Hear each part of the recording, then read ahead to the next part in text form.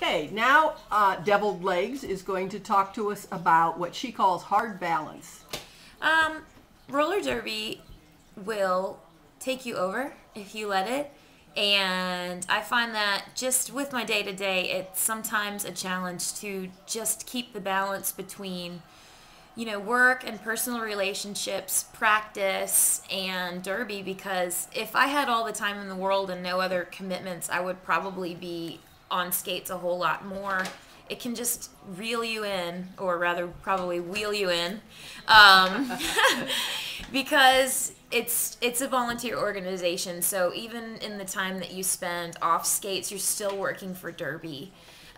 Recently, the league just required all of us to state what we do for the league, because as a volunteer organization, we're trying, to make sure that everybody's efforts are equaled and spread out, so that not the same 10 people in this organization do the same things or do all of the work. And for me, I work as the event coordinator for the league, which is a newly appointed position, which I love.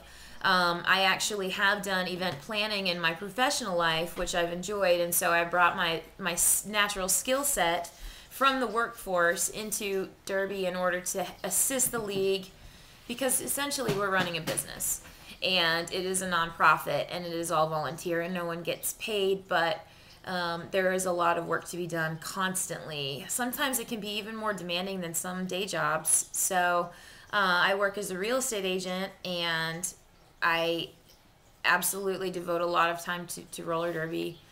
We have an email system, and I check that email account several times a day. And now I think to myself, what would I do without that CRG email account? I'd have a whole lot more free time on my hands.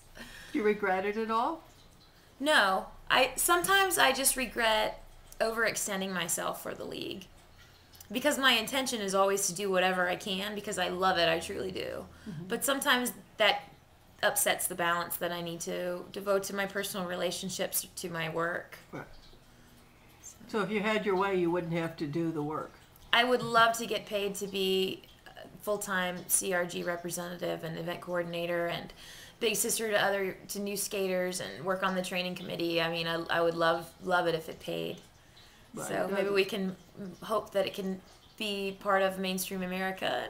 We could all end up with NFL salaries. That'd be great. That would be wonderful. Are there leagues in the country that have progressed to the point where they aren't having to do so much volunteer work or scraping for money, where they're a little more solvent?